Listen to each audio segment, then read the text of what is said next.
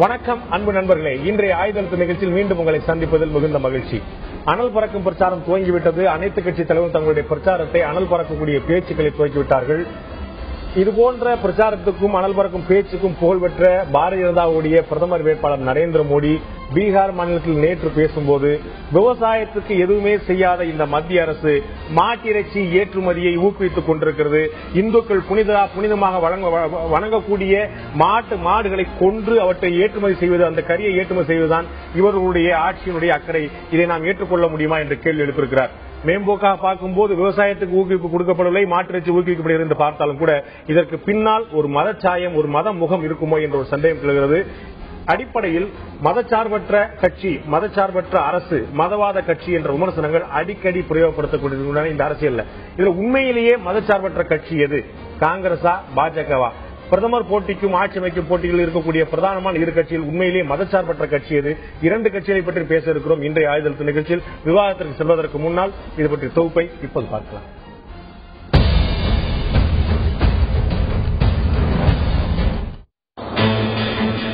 இந்தியாவில் பசுமாடு புனிதமாக கருதப்படுகிறது.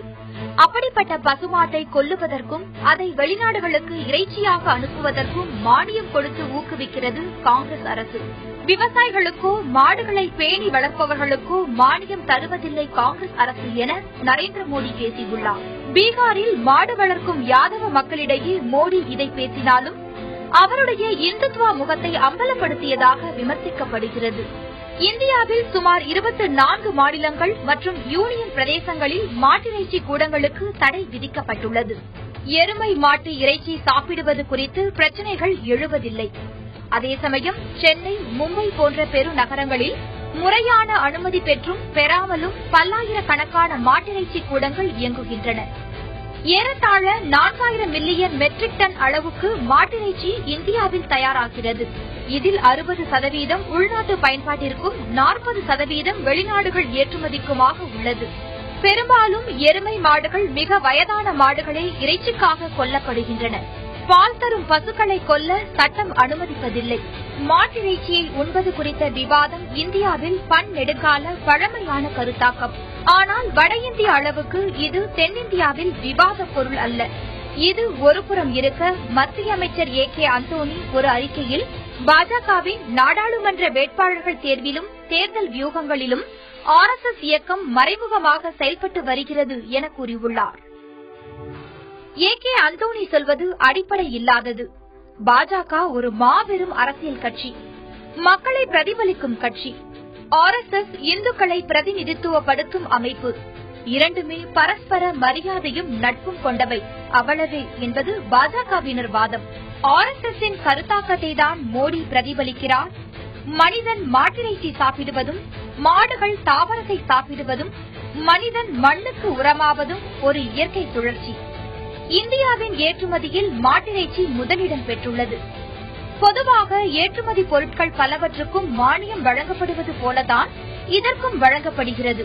முதலில் வேட்பாளர்கள் தேர்விலும் புறக்கணிப்பிலும் வெளிப்பட்ட RSS பார்வை தற்போது பிரச்சாரத்திலும் தெரிகிறது என்பது காங்கிரசின் வாதம். இருதரப்பு வாதங்களையும் பார்த்தோம். நம் காங்கிரஸ் கட்சி பாரதிய ஜனதாவை எப்போதுமே மதவாத கட்சி என்று முத்திரை குத்துகிறது. அதே போல பாரதிய ஜனதா தரப்பில் சொல்லும்போது உண்மையான செக்குலர் கட்சி, உண்மையான மதச்சார்பற்ற கட்சி நாங்கள் தான், காங்கிரஸ் தான் தொடர்ந்து இதை ஊக்குவித்துக் கொண்டே இருக்கிறது என்பது பாரதிய ஜனதாவுடைய குற்றச்சாட்டாக இருக்கிறது.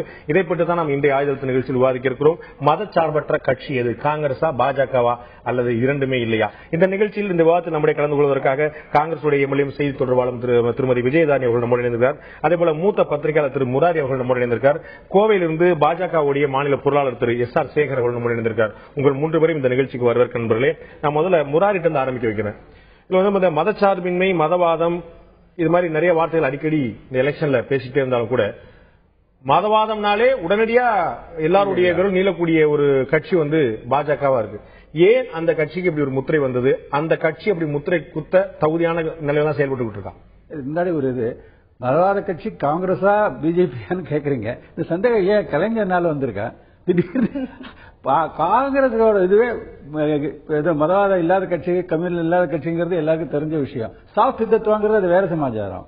திடீர்னு கட்சி அல்ல அப்படிங்கிறது உங்களுடைய பார்வையா இருக்குது. Definitely not. பிஜேபிக்கு தான் உங்களுக்கு எப்பவுமே ஒரு இது இருக்கு.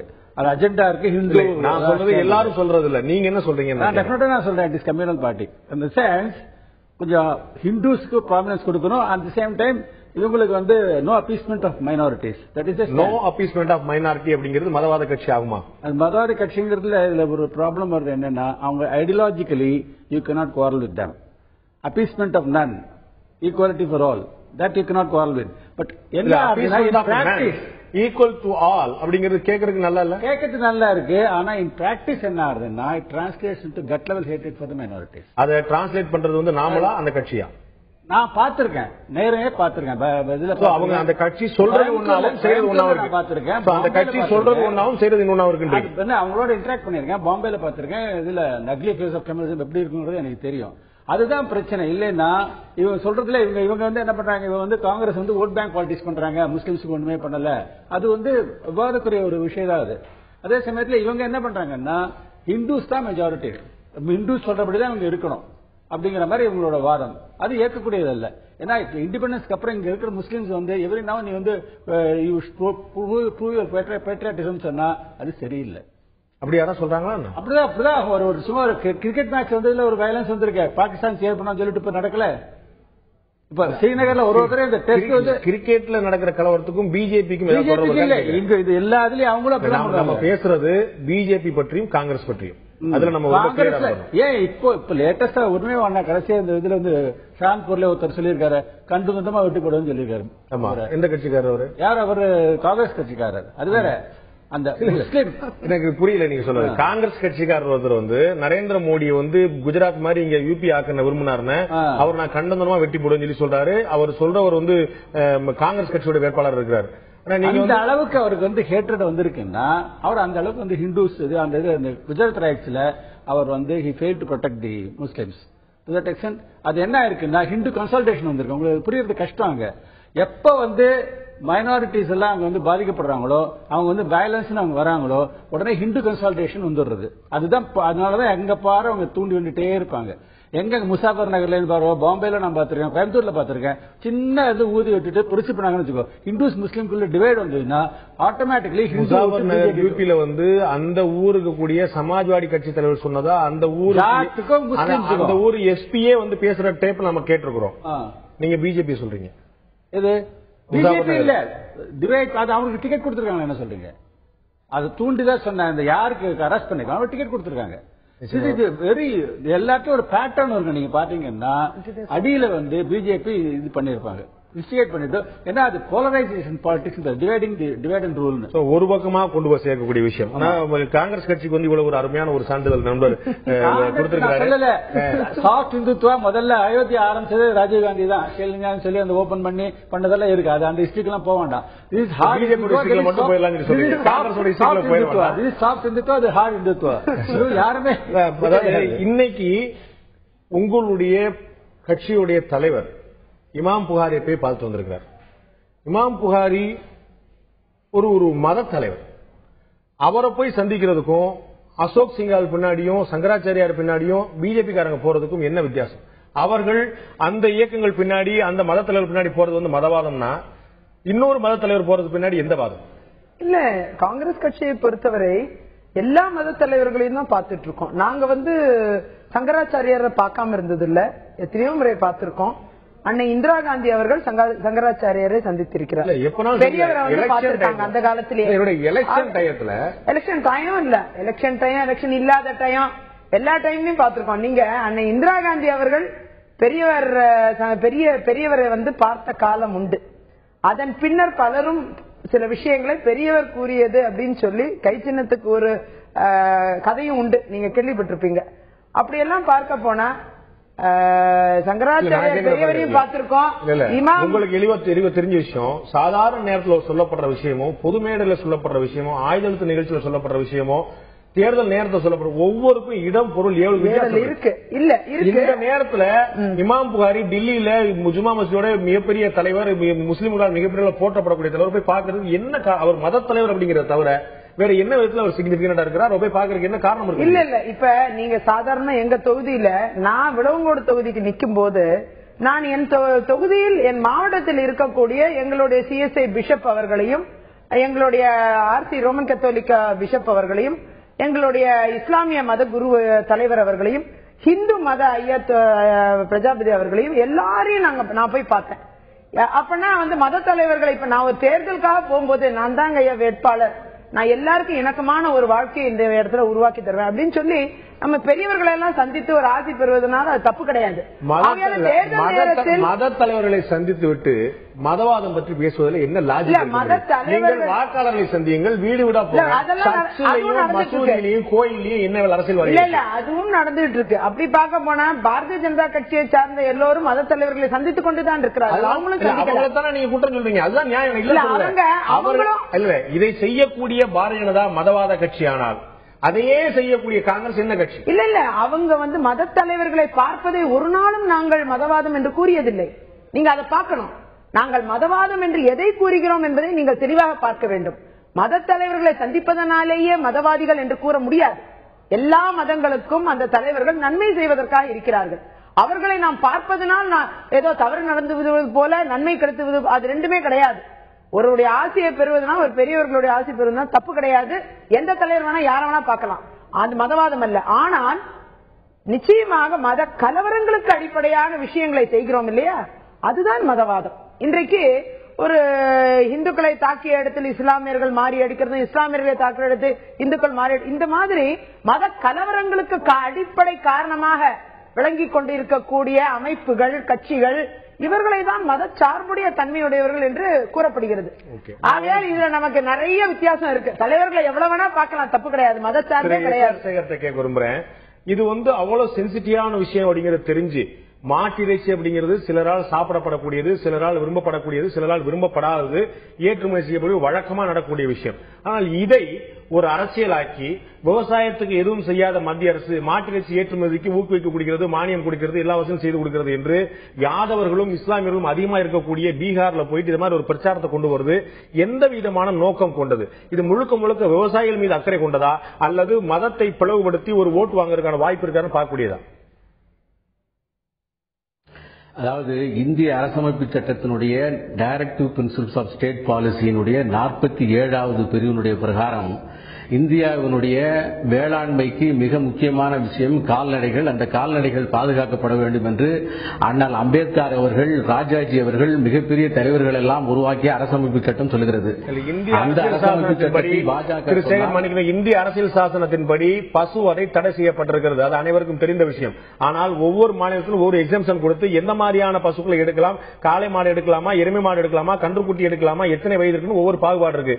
தமிழகத்தில் 10 வயதுக்கு மிகப்பட்ட பசுக்களாக இருந்தால், காளைகளாக இருந்தால் எடுக்கலாம் அப்படிங்கிறது ஒன்று இருக்கு.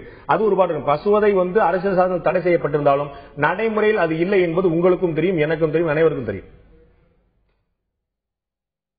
நீங்கள் சொன்ன உங்களுடைய இந்த நிகழ்ச்சியினுடைய ஆரம்பத்திலே சொன்ன அந்த விளம்பரத்திலே கூட இயற்கையினுடைய சுழற்சி, அந்த இயற்கையினுடைய சுழற்சியிலே பசுக்கள் அல்லது கால்நடைகள் பாதுகாக்கப்பட வேண்டும். அதனுடைய சாணமானது எருவாகிறது, எரு பயிர் வளர்ச்சி பெற உதவுகிறது. அந்த பயிர் மூலமாக மறுபடியும் சாப்பிடுகிறோம்.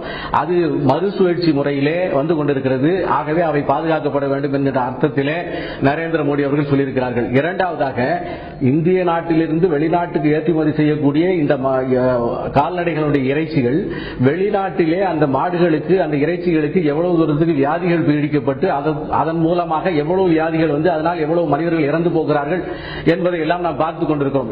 அந்த வகையிலே இறக்குமதி என்பது அந்த விஷயத்திலே இந்திய மக்களுக்கு கேடு விளைவிக்கும் என்ற அபிப்பிராயத்திலும் இருக்கிறது.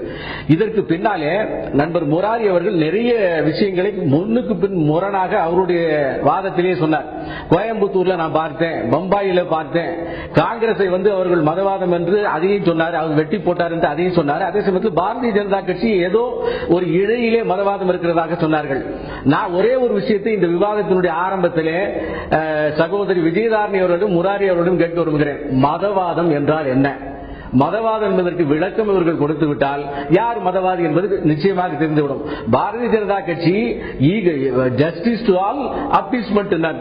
யார் எல்லா 130 கோடி மக்களும் சமமானவர்கள், அதிலே ஒருவருக்கு ஒரு விதியும் மற்றவருக்கு ஒரு விதியும் இல்லாமல் எல்லோரும் சமமாக நடத்தப்பட வேண்டும் என்று சொல்லுகிறோம்.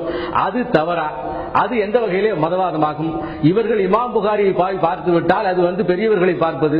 அதே சமயத்தில் பாரதிய ஜனதா கட்சி செய்கின்ற ஒவ்வொரு சமூகத்துல பொருளாதார நிலைமையிலோ மற்ற விஷயங்களிலோ பின்னணியில் இருக்கக்கூடியவர்களுக்கு கைதூக்கி விடுவதற்காக சில விஷயங்கள் செய்யறது எல்லா இடத்துமே இருக்கக்கூடியதான். தாழ்த்தப்பட்டவர்களுக்கு இடஒதுக்கீடு கொடுக்குறாங்க, அவங்களுக்கு நிதி ஒதுக்கீடு கொடுக்குறாங்க, அவங்களுக்கு வேலைவாய்ப்பு இடஒதுக்கீடு கொடுக்குறாங்க. அப்போ உடனே அப்பீஸ் பண்ணு சொல்லிடுவீங்களா? தாழ்த்தப்பட்டவர்களை ஓட்டு வாங்குறதுக்கு அப்பீஸ் பண்ணு சொல்லிடுவீங்களா? ஒரு சமூகம் மத ரீதியாகவோ இன ரீதியாகவோ பொருளாதார ரீதியாகவோ பின்தங்கி இருக்கிறது என்றால் அவர்களை கைதூக்கி கொடுக்குற ஷெட்யூல் ட்ரைபுக்கு கொடுக்குறோம், ஷெட்யூல் காஸ்ட் கொடுக்குறோம். அப்ப ஷெட்யூல் ட்ரைபு கொடுக்கிறது நீங்க பழங்குடியினருக்கு ஆதரவா செயல்படுறீங்க, பெருங்குடியினருக்கு எதிராக செயல்படுறீங்க சொல்லுவீங்களா? அவர்களுக்கு நண்பர் பாண்டே அவர்களுக்கு நான் ஒரு விஷயத்தை சொல்ல விரும்புகிறேன். பச்சோரி கமிட்டியினுடைய ரிப்போர்ட் பிரகாரம் இந்தியாவிலே குஜராத்திலே அங்க இருக்கக்கூடிய முஸ்லிம்களுக்கு சரியான இடஒதுக்கீடு கொடுக்கப்பட்டிருக்கிறது. அவருடைய வளர்ச்சி இந்தியாவுடைய சராசரி வளர்ச்சியை விட அதிகமாக இருக்கிறது என்று சொல்லியிருக்கிறார்கள். ஆக காங்கிரஸ் அரசாங்கம் அமைத்த அதே கமிட்டி இந்தியாவிலே குஜராத்திலே முஸ்லிம்கள் மிக அளவிலே முன்னேறி இருக்கிறார்கள், காங்கிரஸ் ஆளுகின்ற மாநிலத்திலே முன்னேறவில்லை என்று சொல்லியிருக்கிறார்கள்.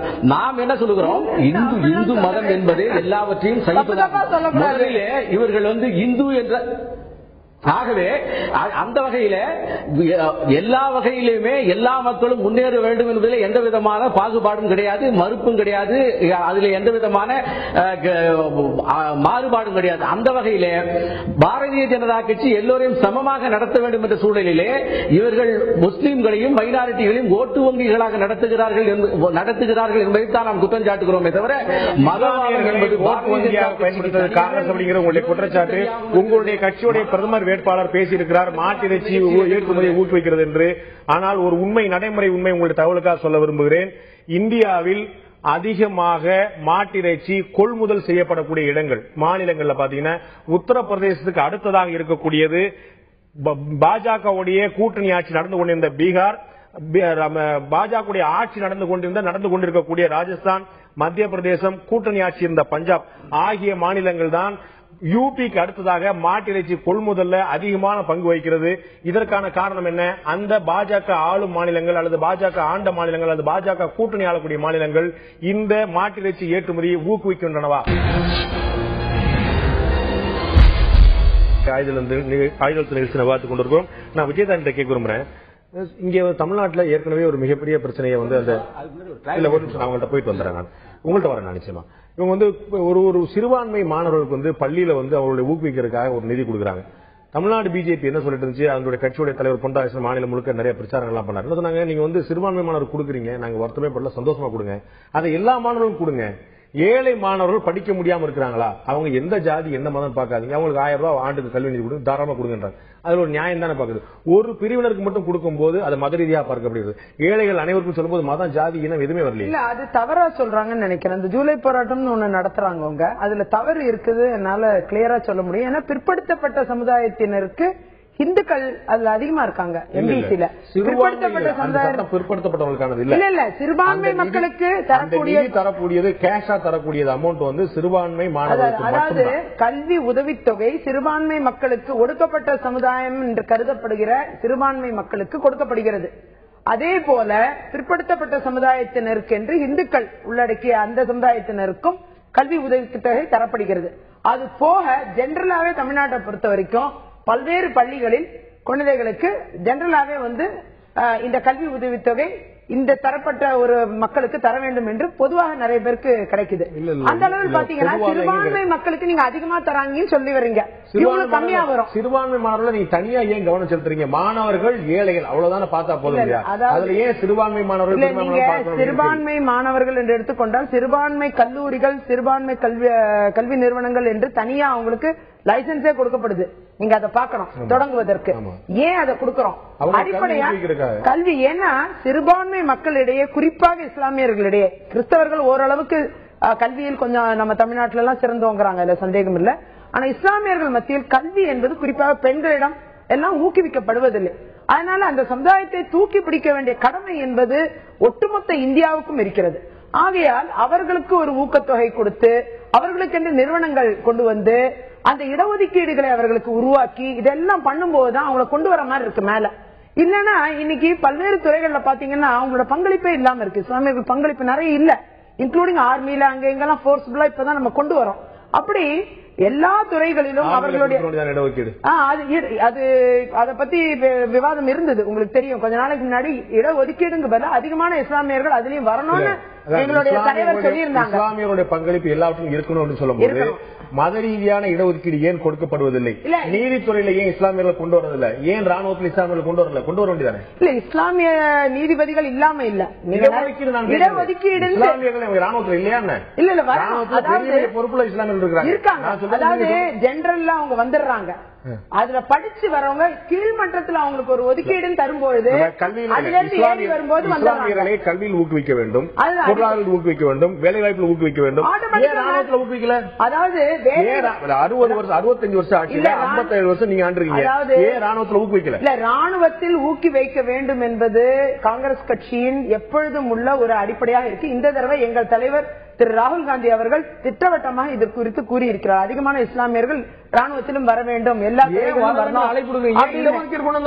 இடஒதுக்கீடு கொண்டு வரலாம், தேவைப்பட்டா அதுவும் கொண்டு வரலாம். தேவையில்லை நினைக்கிறீங்க? இல்ல இல்ல, வேணும், தேவைதான். இப்ப என்ன பொறுத்தவரை, அதாவது என்னை பொறுத்தவரை சிறுபான்மை மக்கள் என்று பார்க்கும் பொழுது அவர்கள் இன்னுமே அந்த சதவீத அடிப்படையில் இன்னுமே அவங்களுக்கு தேவையான பங்களிப்பு இல்லை, பல இடங்கள்ல இல்ல. இன்னைக்கு பெண்கள் எடுத்துக்கீங்களேன், எங்களுக்கே இடம் இல்ல, பல இடங்கள்ல நாங்க போராடிக்கிட்டு இருக்கோம், எங்களுக்கு இடஒதுக்கீடு கிடைக்கல, புலம்பிக்கிட்டு இருக்கோம். அந்த அளவு சிறுபான்மை மக்களுக்கு என்ன நிலைமையோ அதே நிலைமை இருக்கிறது. இடைவெளிக்கு முன்னாடி சொன்னது போல மாட்டிறைச்சி ஊக்குவிக்கிறது மத்திய அரசு அப்படிங்கிறது, ஏற்றுமதியை ஊக்குவிக்கிறது உங்களுடைய பிரதமர் வேட்பாளர் குற்றச்சாட்டா இருக்கிறது. ஆனால் மாட்டிறைச்சி கொள்முதல் எங்கெங்கெல்லாம் அதிகமா நடக்குன்னு பார்த்தா உத்தரப்பிரதேசத்துக்கு அடுத்ததா பீகார், ராஜஸ்தான், மத்திய பிரதேசம், பஞ்சாப் இது போன்ற பாஜக ஆளும் அல்லது ஆண்ட அல்லது கூட்டணி கட்சி ஆளக்கூடிய மாநிலங்கள் அதிகமா நடக்குது. அப்ப நீங்க தானே அந்த கொள்முதலை ஊக்குவிக்கிறீங்க, ஏற்றுமதிக்கு அடிப்படையே கொள்முதல் தானே. அதாவது இந்த நரேந்திர மோடியினுடைய பேச்சுக்கள் அத்தனையுமே ஒவ்வொரு வார்த்தையாக பிரித்து பார்க்கப்பட்டு அதை எப்படியெல்லாம் மாற்றி பேசி அவர் மீது களங்கம் விளைவிக்கலாம் அல்லது ஒரு அரசியல் ரீதியாக அவர் எதிர்க்கலாம் என்கின்ற அளவிலே தான் இன்றைக்கு நாடு முழுவதும் காங்கிரஸ் கட்சிக்காரர்களும் நரேந்திர மோடி எதிர்ப்பாளர்களும் விவாதம் நடத்திக் கொண்டிருக்கிறார்கள். அந்த வகையிலே பீகாரிலே யாதவர்கள் மாடு மற்றும் கால்நடைகளை தங்களுடைய குலத்தொழிலாக தங்களுடைய ஜீவாதார பிரச்சனைகளாக வைத்து அங்கே இருக்கிறார்கள். யாதவர்கள் கால்நடையை தான் புனிதமாக இருக்கிறாங்க. இந்துக்கள் எல்லாருமே ஒரு சமுதாய ரீதியாக அவர் வைத்த பிரச்சாரம் இது, அவரே ஒத்துக்கிறாரு.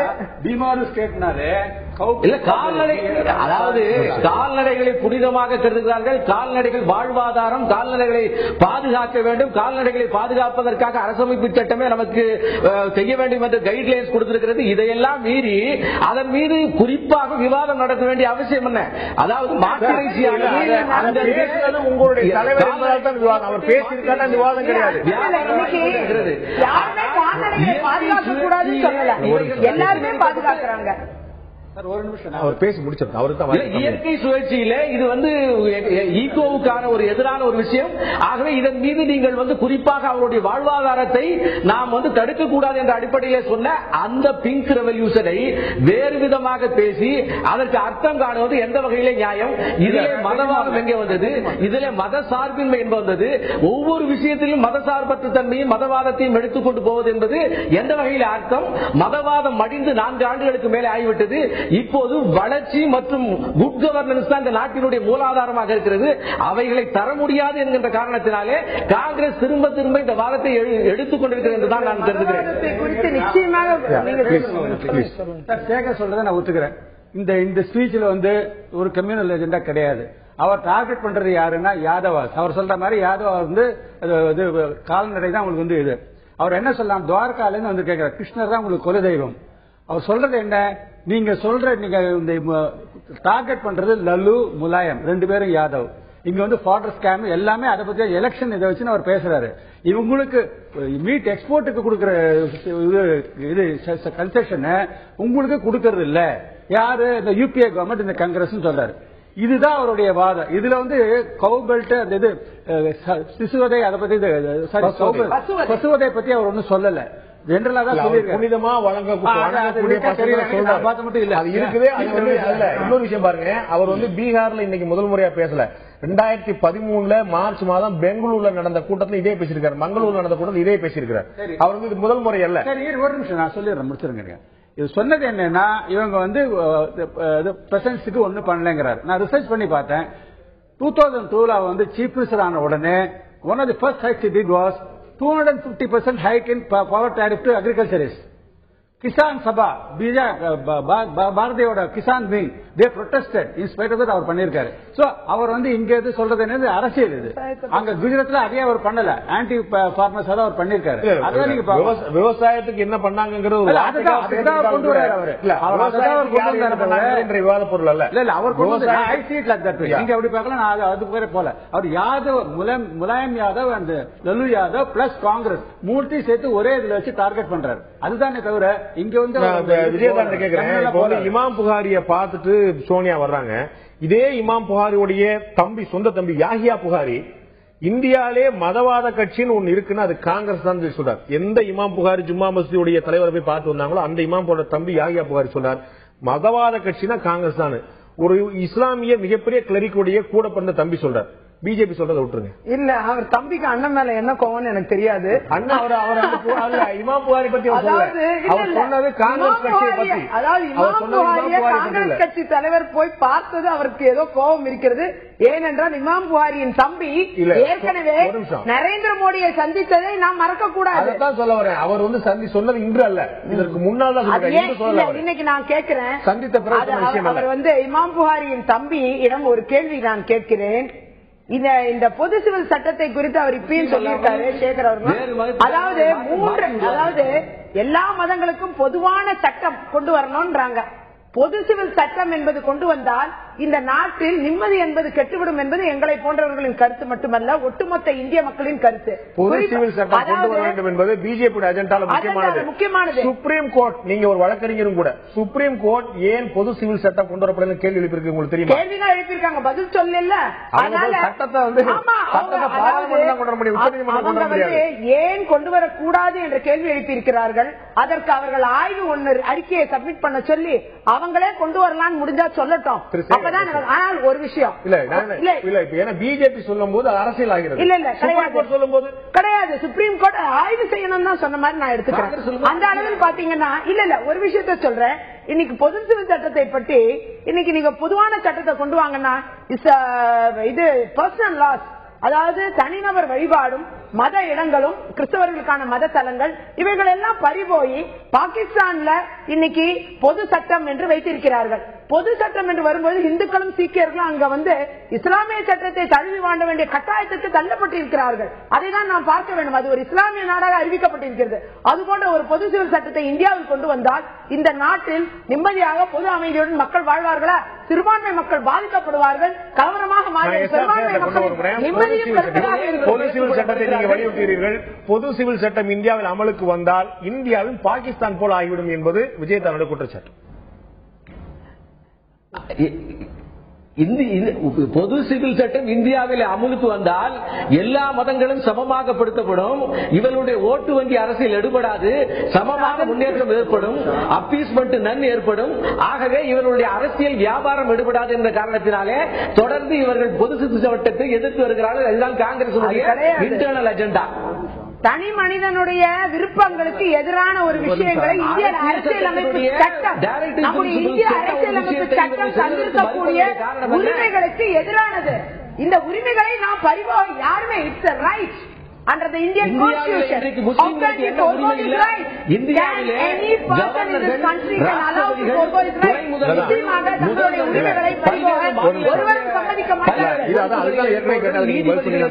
இந்தியாவிலே நாம் மதிக்கக்கூடிய அத்தனை மைனாரிட்டியை சேர்ந்தவர்களும் பதவி வைத்துக் கொண்டிருக்கிறார்கள். இந்தியாவிலே மைனாரிட்டிகளுக்கு என்ன குறை ஏற்பட்டிருக்கிறது? எந்த வகையில் அவர்கள் வந்து இரண்டாம் தர குடிமகளாக நடத்தப்படுகிறார்கள்? உண்மையிலேயே அவர்கள் வாழ்கின்ற சொந்த பூமி இந்தியாவில் தான் இருக்கிறது. இதே உரிமைகள் இருக்கிறதா? இல்லையே. அப்படி இருக்கின்ற போது ஏன் பொது சிவில் சட்டத்தை இவர்கள் எதிர்க்கிறார்கள், வரவேற்க கூடாது என்று சொல்லுகிறார்கள்? இவர்களுடைய உண்மையான உள்நோக்கம் ஓட்டு வங்கி அரசியல் அடிபட்டு போகின்ற காரணத்தினாலே காங்கிரஸ் தொடர்ந்து பொது சிவில் சட்டத்தை எதிர்த்து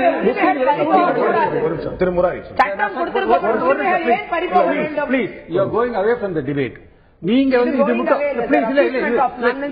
நீங்க சொல்லல, இது it is not between BJP, ஜெனரலா அவர் பேசுறாரு.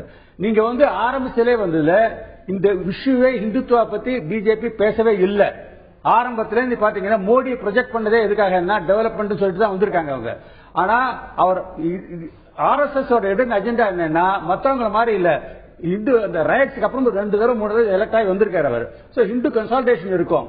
அவர் இத பத்தி இந்துத்துவ ஐடியா பத்தி பேசுவார் நினைச்சிருக்காங்க. ஆனா அவர் பேசல. ஏன்னா பேசினா மத்த அலைன்ஸ் எல்லாம் வரமாட்டாங்க. அவங்களே அதை பின்தள்ளி வச்சுட்டு காமன் அஜெண்டான்னு போறபோது இதை பத்தி பேசல அர்த்தமே இல்ல. ஏன்னா நீங்க சிவில் கோட் பத்தி ஆரம்பிச்சா இந்த பானோ கேஸ்ல இருந்து நான் ஆரம்பிப்பேன். போயிட்டே இருக்கு. ஷாபானோ கேஸ்ல நிறைய இருக்கு விஷயங்கள். பிஜேபியோ காங்கிரஸோ இன்றைய விவாத பொருள் தெளிவாக ஒரு விஷயம் தான். இதே நரேந்திர மோடி 2 நாளுக்கு முன்னால் நான் RSS காரன் தான் என்பது பெருமை கொள்கிறேன். நீங்க தான் சொல்றீங்க RSS மதவாதியை, நீங்க தான் சொல்றீங்க அவர் சொல்லவே இல்லை சொல்லி. அவர் யார் வளர்ச்சியை பற்றி பேசிக் கொண்டிருக்கிறாரோ அவர் தான் தினமா சொல்றாரு RSS காரன் சொல்ல நான் பெருமை கொள்றேன், RSS தான் எனக்கு இந்த தன்மை நன்மை எல்லாருமே கொடுத்துருக்கு சொல்றேன். அப்ப அதை விவாதிக்காம எப்படி இருக்க முடியும்? இன்னொரு முக்கியமான விஷயம் நான் பார்க்க இருக்கிறோம். ஒரு சிறிய இடைவெளிக்கு பிறகு இமாம் புகாரி, டில்லியுடைய இமாம் புகாரியை பார்த்து வந்த பிறகு சோனியா காந்தி, காங்கிரசுடைய தலைவர் சோனியா காந்தி சொல்கிறார், ஏன் சந்தித்தேன் என்று சொன்னால் மதச்சார்பற்ற ஓட்டுகள் சிதறிவிடக்கூடாது என்பதற்காக இந்த சந்திப்பு என்று சொன்னார். இந்துக்களுடைய ஓட்டு அல்லாத அனைத்து ஓட்டுகளும் மதச்சார்புடைய ஓட்டுகள். அப்படியானால் இந்துக்களுடைய ஓட்டுகள் மதச்சார்புடைய ஓட்டுகளா? என்ன காரணம்? மதச்சார்பு என்பது இந்துக்கள் நான் இந்துக்கள் என்று பார்க்க வேண்டுமா அல்லது எந்த மதமும் பார்க்கக்கூடாதா? இமாம் புகாரியை சந்திச்சுட்டு வந்த பிறகு அவங்க சொல்றாங்க, எதற்காக சந்திச்சேன்னா மதச்சார்பற்ற ஓட்டுகள் சிதறிடக்கூடாது அப்படின்னு. இப்ப பாத்தீங்கன்னா ஏற்கனவே சொன்னது போல அந்த கட்சி பிஜேபிங்கிறது வளர்ச்சி அரசியல் பற்றி பேச போயிருச்சு, மதச்சார்பு பற்றி பேசல. இந்த தேர்தலை பொறுத்தளவுக்கு அவங்க முன்னிறுத்தக்கூடிய விஷயம். அப்படிங்கும் போது அதுல இஸ்லாமியர்களும் ஈடுபாடு கொண்டு அவர்களுடைய ஓட்டு பிஜேபி பக்கம் போயிருமோ அப்படிங்கிற கவலையில போய் பார்த்தாங்களா? ஏன்னா இந்த வார்த்தை பிரயோகம் பாருங்க, மதச்சார்பற்ற ஓட்டுகள் சிதறிடக்கூடாதுன்னு. இஸ்லாமியர்கள் ஓட்டுகளும் ஒரு மதச்சார்புடைய தானே. இந்துக்கு ஓட்டுன்னு ஒண்ணு வந்துருச்சுன்னு இஸ்லாமிய ஓட்டு அது மதச்சார்புடைய ஓட்டு தானே. இல்ல, எங்களை பொறுத்தவரை காங்கிரஸ் கட்சியை பொறுத்தவரை இந்துக்களாக இருக்கட்டும், இஸ்லாமியர்களாக இருக்கட்டும், கிறிஸ்தவராக இருக்கட்டும், பௌத்தராக இருக்கட்டும், எந்த மதத்தை சார்ந்தவர்களாக இருக்கட்டும், அனைவருமே மதச்சார்பற்ற தன்மையுடன் இயங்க வேண்டும் என்று நாங்கள் கருதுகிறோம். அப்பதான் இந்த நாட்டில் ஒரு பொது அமைதி இருக்கும், ஒரு கலவரம் இல்லாத ஒரு அமைதியான பூமியாக இந்திய நாடு விளங்கும். ஆகையால் அந்த அமைதியை வழங்கக்கூடிய அடிப்படை என்பது பொருளாதார வளர்ச்சி எல்லாம் சரிவிருக்கும், ஏற்றம் இருக்கும், சர்வதேச பொருளாதாரத்தை பொறுத்து மாறி மாறி வரக்கூடிய தன்மை பெற்றது. எந்த அரசாங்கம் வந்தாலும் எதை கொண்டு வர முடியுமோ அதைதான் கொண்டு வர முடியும். அதற்கு மேல் மேஜிக் எல்லாம் பண்ண முடியாது. அதே நேரத்தில் மதச்சார்புடைய மதச்சார்பற்ற அந்த வார்த்தைகளுக்கு பெரிய அர்த்தம் இருக்கிறது. இந்த நாட்டை பொறுத்தவரை அனைத்து மதங்களும் கொண்டு இணக்கமாக யூனிட்டி இன் டைவர்சிட்டி என்று கூறக்கூடிய அந்த ஒற்றுமையாக பலவித பன்முகங்களை கொண்ட இந்த நாடு ஒற்றுமையாக வாழ்ந்து கொண்டிருக்கிற இந்த சூழ்நிலையில் அமைதி என்பது நமக்கு தேவை. அந்த பொது அமைதி கெட்டுவிடாமல் இருப்பதற்கு என்னவெல்லாம் செய்ய வேண்டும் என்பதை தான் ஆலோசித்து எங்கள் தலைவர் அன்னை சோனியா காந்தி அவர்கள் இஸ்லாமிய தலைவர்களையும் இந்து தலைவர்களையும் இன்னும் பல்வேறு கிறிஸ்தவ தலைவர்களையும் எல்லோரையும் சந்தித்து வருகிறார். யாரோ இவர் இமாம் புகாரியை மட்டும் சந்தித்தார் நீங்கள் என்று கூற இயலாது. பல்வேறு கிறிஸ்தவ அமைப்புகளின் தலைவர்கள் அன்னை சோனியா காந்தி அவர்களை சந்தித்து வருகிறார், அவரும் சந்தித்து வருகிறார். அதுபோல இந்து தலைவர்களை சந்தித்து அவருடைய இது அன்னைக்கு வேட்புமனு தாக்கல் செய்த நேற்றைய தினம் பெரிய இந்து வழிபாடுகள் அவர் போய் பண்ணியிருக்காரு. தியாகம் எல்லாம் பண்ணி திருக்கோயில்களில் வழிபாடு நடத்தி இருக்கிறார். அப்படி பார்க்க போனால் எல்லா மதங்களை சார்ந்த தலைவர்களையும் கோவில்களுக்கும் தர்காக்களுக்கும் எல்லாவற்றுக்கும் அவர்கள் தொடர்ந்து செல்வது வழக்கம். ஏன்னா அந்த கட்சியை சார்ந்த எனக்கு எங்கள் தலைவரை பற்றி நன்றாக தெரியும். எல்லா இடத்திலும் அவர்கள் தேர்தல் அல்லாத நேரங்களில் அப்படி அப்படி சொல்லியிருந்தா இமாம் புகாரியை பார்த்து வந்த பிறகு இஸ்லாமியர்களுடைய ஓட்டு சிதறிவிடக்கூடாது என்பதற்காக பார்த்து சொல்லலாம். மதச்சார்பற்ற ஓட்டு சிதறிவிடக்கூடாது கிடையாது. இஸ்லாமியர்கள் ஓட்டு சிதறிவிடக்கூடாது என்று சொன்னால்தான் மதம் என்ற ஒரு சாயத்தை அப்புவதாக இருக்கும். அவர் கூறியது அனைத்து மதங்களுக்கும் பொதுவாக எல்லா மதங்களின் இணக்கத்தை விரும்புகிற மதச்சார்பற்ற தன்மையுடன் எல்லோரும் வாக்களிக்க வேண்டும் என்ற கருத்தை அவர் வெளியிட்டார். அன்னை சோனியா காந்தி அவர்களின் கருத்தை நாம் அப்படித்தான் பார்க்க முடியுமே தவிர ஏதோ குறிப்பிட்ட ஒரு மதத்தை கூறுவதாக இயலாது. இஸ்லாமியர்கள் குறிப்பிட்டாத மதம்னு வரும். மதச்சார்பற்ற சொல்லும் போது எல்லா மதங்களும் வந்து சோனியா சொல்றது எப்படி பார்க்கணும் நீங்க சொல்லுங்க, மோடி சொல்றது எப்படி பார்க்கணும் அவர் சொல்லுவாரு, அது ரெண்டு எப்படி பார்க்கணும் மக்கள் பார்ப்பாங்க. நீங்க சொல்லுங்க திரு சேகர், உங்களுடைய பதில் சொல்ல வந்தீங்க. அதாவது கடந்த 1950 2000 ஆண்டு வரை 1117 மதக்கலவரங்கள் இந்தியாவில் நடைபெற்றிருக்கிறது. அதிலே காங்கிரஸ் ஆண்ட காலத்திலே குஜராத்திலே ஹிதேந்திர தேசாய் காலத்திலே 1969 இந்திரா காந்தி பிரதமராக இருந்த போது 5000 பேர்கள் 6 மாதத்திலே முஸ்லிம்கள் கொல்லப்பட்டிருக்கிறார்கள். நம்ம அமீர்கான், நடிகர் அமீர்கானுடைய தந்தை அவர்கள் அழகாக ஒரு வார்த்தை சொன்னார்கள். மத கலவரங்கள் மும்பையில் நடைபெற்றதே, மத கலவரங்கள் கான்பூரில் நடைபெற்றதே, உத்தரப்பிரதேசத்தில் நடைபெற்றதே. 1984 ஒரே நாளில் 5000 முஸ்லிம்கள் அஸ்ஸாமிலே கொல்லப்பட்டார்களே. அப்போதெல்லாம் அங்கே முதல்வர்கள் யார் இருந்தார் என்று எல்லாருக்கும் தெரியுமா? தெரியாது. அப்போதெல்லாம் அங்கே முதல்வர்கள் காங்கிரஸ் முதல் மந்திரிகள் தான் இருந்தார்கள். அதையெல்லாம் நீங்கள் பேர் சொல்லி அழைக்கவில்லையே, ஏன் குஜராத்திலே நடந்த போது மட்டும் உங்களுக்கு முதல்வருடைய பேர் தெரிந்தது? நான் என்ன சொல்ல வருகிறேன், 2002 வரை இதுவரை நடைபெறவில்லை. இந்தியாவிலே இந்து என்று சொன்னால் அவன் சர்வோஜனந்து, எல்லோரும் இன்புற்றிருப்பை தவிர வேறொன்றையும் பராபரமே என்று சொல்லக்கூடிய, எல்லாரையும் அரவணைத்து போகக்கூடிய இந்து 80% மேலே இருக்கக்கூடிய இந்த நாட்டிலே தான் உண்மையான மதசார்பற்ற தன்மை இருக்க முடியும். இமாம் முராகத்தை பார்ப்பது மூலமாக, மைனாரிட்டியை பார்ப்பது மூலமாக, மதசார்பற்ற ஓட்டு என்று அவர்கள் சொல்வதன் மூலமாக இந்து மதசார்பற்ற ஓட்டு, உண்மையான மதசார்புள்ள ஓட்டு, அதை பெற்று அந்த மதத்தை ஓட்டை மட்டுமே பெற்று ஆட்சிக்கு வர துடிக்கின்ற இவர்கள் ஓட்டு வங்கி அரசியலை நடத்தி கொண்டிருக்கிறார்கள். தவிர இந்தியாவிலே காங்கிரஸ் இதுவரை மொத்தமாக முஸ்லிம்களை தங்கள் பக்கத்தில் வைத்துக் கொண்டு மதசார்புள்ள கட்சியாகத்தான் இருந்திருக்கிறதே தவிர அத்தனை கலவரங்களும் அவருடைய ஆட்சி காலத்தில் நடந்திருக்கிறதே தவிர மோடி அவருடைய காலத்தில் 12 ஆண்டு காலமாக பலத்தோடும் சந்தோஷத்தோடும் இருக்கிறது. எனவே மதசார்புள்ள கட்சி காங்கிரஸ் கட்சி மட்டும்தான். நான் திரு முராரிட்ட கேட்க விரும்புறேன். நம்ம மதசார்புள்ள கட்சி, மதசார்பற்ற கட்சி, மதசார்பற்ற ஆட்சி சொல்லிட்டு இருந்தா கூட நடைமுறையில் நம்ம சாத்தியமா பாக்குறோமா? ஏன்னா 98 99 காங்கிரஸ் பிஜேபியை கடுமையா விமர்சிச்ச திமுக, நான் இருக்கிற இடத்துல மதச்சார்பு இருக்காதுன்னு எங்களை சி சுப்ரமணியன் சொல்லியிருக்காரு சொல்லிட்டு இருந்த திமுக தலைவர் கருணாநிதி, அதன் பிறகு அவங்க கட்சியில் இருந்தார். 2004 வரைக்கும் அவங்களோட கூட்டணி இருந்தார். 2004 வரைக்கும் அவங்களோட கூட்டணி இருந்தார். அதுக்கப்புறம் வெளியே வந்தார். அவங்களை பண்டாரம் பரிசு சொன்னார். சோ இந்த மதச்சார்பு வெறும் வாய் வார்த்தையா தான் இருக்கா எல்லா கட்சியை பொறுத்த வரைக்கும்? நடைமுறை சாத்தியமில்லாத விஷயமா இருக்குதா? 101 வார்த்தை நோம்பு கஞ்சி குடிப்பாங்க. அவர் ராமகோபால் விநாயக சதுர்த்திக்கு வரீங்கன்னா கொழுக்கட்டை கொடுத்தா வந்து சொன்னவர் கருணாநிதி. இந்துனா திருடன்னு சொன்னவர்.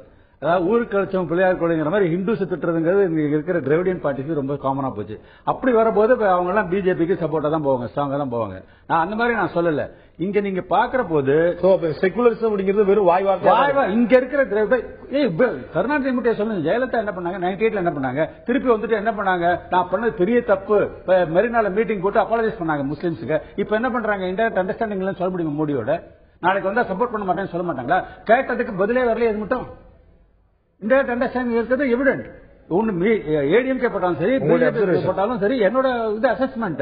ஒரு வார்த்தை மோடியை பத்தி பேசல. ஒரு இது இவரும் பிரைம் மினிஸ்டர் கேண்டிடேட்னு சொல்லிட்டு இருக்காங்க, ஒரு வார்த்தை பேசல. எல்லாருமே politics, that is a fact. இல்ல அப்படி உங்களுடைய பார்வையில திமுக மட்டும் அதிமுக மட்டும் காங்கிரஸ் பாஜக எல்லா கட்சியும் அப்படிதான் இருக்கு? எல்லாமே அப்படிதான் இருக்கு. பிஜேபி தவிர மத்த எல்லாமே ஓட் பேங்க் பாலிடிக்ஸ். செகுலர் அப்படிங்கிற வார்த்தையே இந்த அரசியல் சாசனத்துடைய அடிப்படை உரிமையில கொண்டு வந்ததே காங்கிரஸ் தானே. அது இருக்கட்டும், பட் இன் பிராக்டிஸ் அதான் நான் சொல்றேன். ஒன்னு பிரிசெப்ட் வேற, பிராக்டிஸ் வேற. பிரிசெப்ட் வேற, பிராக்டிஸ் வேற. எப்படி நடைமுறையில எப்படி இருக்கிறத நீங்க பாக்கணும். இந்த முஸ்லிம்ஸ் ஒரு பேம்பர் பண்ணணும், அது தப்பு. அவங்களும் முன்னுக்கு பேம்பர் கிடையாது. நீங்க அதை தவறா புரிஞ்சுக்கிட்டு இருக்கீங்க. இது பேம்பரிங் கிடையாது. சார், அவங்களுடைய சூழ்நிலைகள் இருந்து அவர்களை உயர்த்தி கொண்டு வரதை நீங்க ஏன் பேம்பரிங் நினைக்கிறீங்க? இன்னைக்குமே இஸ்லாமிய சமுதாயம் மேல வந்திருக்காங்களான்னு கேட்டா இந்த சதவீதம் என்பது குறைவாக தான் இருக்கு. அவங்களோட கல்வி சதவீதம் குறைவாக தான் இருக்கு. அவங்களை இன்னும் உயர்த்தி கொண்டு வரணும். தாழ்த்தப்பட்ட சமுதாயம், எஸ்சி எஸ்டி, டிரைபல்ஸ், பழங்குடி மக்கள், இவர்களை இன்னுமே உயர்த்தி கொண்டு வரணும். இன்னும் அவங்க அந்த சதவீதத்தை அடையவில்லை. ஆகையால் பெண்கள், நான் பெண்களை ஒரு நாள் விட மாட்டேன். பெண்களின் பிரச்சனையும் அதிகமா இருக்கு. அவர்களுக்கும் ரிசர்வேஷன் வேணும். ஆகையால் ஒடுக்கப்பட்ட சமுதாயத்தில் இருக்கக்கூடிய நாங்கள் எல்லாம் எங்களை எல்லாம் நீங்க உயர்த்திட்டு வாங்க. அதான் நாங்க கேட்டுட்டு 6 வருஷம் இருந்த பிஜேபியோ ஆட்சியிலே இல்லாத பரவாயில்லைக்கூடிய பத்திரிகை நாங்களும் சொன்னா சரி, 60 வருஷம் ஆட்சி இருந்த நீங்க கேட்கலாமாங்கிற கேள்வி இருக்கு. இல்ல, நாங்க கேட்டுதான் இருக்கோம். கடைசி வரைக்கும் எப்படியாவது பெறணும். கூட்டணி ஆட்சி கேட்டுத்தான் பெற வேண்டும். கொண்டு ஓட்டு வங்கியினுடைய அரசியலிலே வெறும் ஓட்டு போடும் இயந்திரங்களாக மட்டுமே முஸ்லிம்களை வைத்துக் கொண்டு இந்துக்களும் முஸ்லிம்களும் இந்த நாட்டிலே ஒன்றுபட்டு விட்டால் இந்த நாடு முன்னேறிவிடும் என்ற பயத்திலே அவர்களை ஒன்றுபட விடாமல் செய்கிற செய்கிறது காங்கிரஸ் கட்சி. அந்த வகையிலே தான் மதசார்பற்ற தன்மை என்கின்ற வாதத்தை தொடர்ந்து வலியுறுத்தி அவர்களை தனிமைப்படுத்திக் கொண்டிருக்கிறது காங்கிரஸ். அவருடைய வளர்ச்சியை பற்றி அவர்களுக்கு கவலை இல்லை. அவர்களை வெறும் ஓட்டு போடுகின்ற இயந்திரமாக மட்டுமே வைத்து இதுவரை அரசியல் நடத்தி கொண்டிருக்கிறது காங்கிரஸ் கட்சி. அது தவிர சச்சார் கமிஷனோட ரிப்போர்ட்டை தற்பொழுது நாங்கள் அமலுக்கு கொண்டு வருவதற்கான நடவடிக்கைகள் எடுத்திருக்கிறோம். இதை வந்து சச்சார் கமிஷனுடைய ரிப்போர்ட் காங்கிரஸ் எந்த நிலையில முஸ்லீமை வைத்திருக்கிறது என்று சொல்லுகிறது. ஒரு விஷயத்தை புரிஞ்சுக்கணும். அதாவது ரங்கநாத் மிஸ்ரா ரிப்போர்ட்டா இருக்கட்டும், சச்சார் கமிஷனா இருக்கட்டும், இதை ரெண்டையுமே கூட்டணி அரசாங்கத்தை நிறைவேற்றுவது என்பது சாத்தியமில்லாத ஒன்று. என்னால் தீர்க்கமாக கூற முடியும். காங்கிரஸ் பெரும்பான்மை ஆட்சி வரும்பொழுதுதான் அவர்களுக்கு இந்த நன்மை வரும். அது வரைக்கும் பிஜேபி இதை அமல்படுத்த போறதில்ல.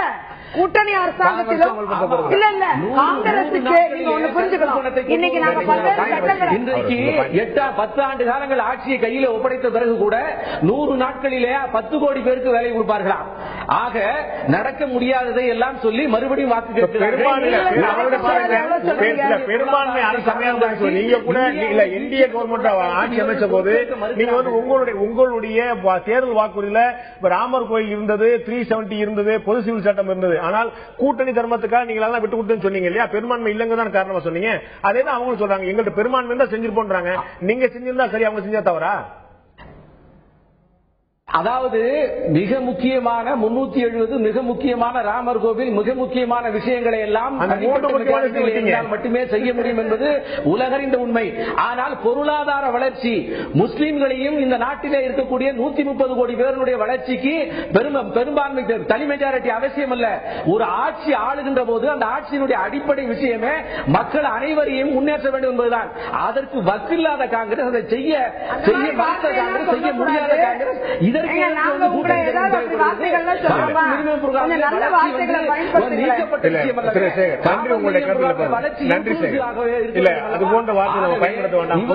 சாதாரண விஷயத்தை எப்படி வந்து கூட்டணி தரும் என்று சொல்ல முடியும்? செய்ய வேண்டிய அடிப்படை தண்ணி, மின்சாரம், கல்வி, மக்களுடைய ஒருங்கிணைந்த வளர்ச்சிக்கு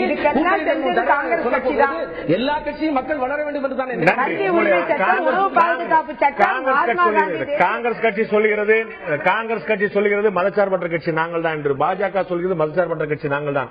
மக்கள் என்ன சொல்கிறார்கள்? குறுஞ்செய்தி மூலமாக கருத்து கேட்டிருந்தோம். மக்கள் சொன்னது என்ன பார்க்கலாம் இப்போது.